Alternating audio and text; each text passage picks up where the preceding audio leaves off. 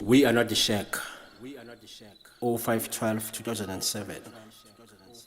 Though the shack is not finished, we are not famished, but we are spiritually nourished.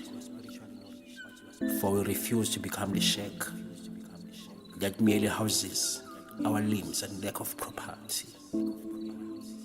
Our hearts roam free beyond the shackles of the shack. For in these shacks, we have conceived pregnant dreams that give birth to rising hope and multiple orgasms. In these shacks, we have nurtured life and cherished laughter that can ignite old mansions and castles of antiquity. The shack does not define us.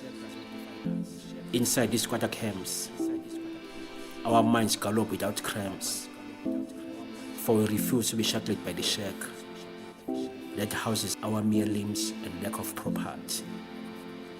Inside these shacks, we sleep with our heads held high and stand with bowed heads,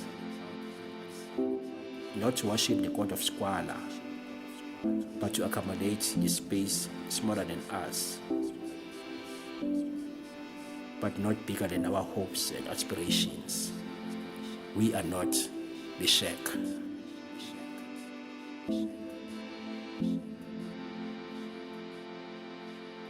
We are not the shack.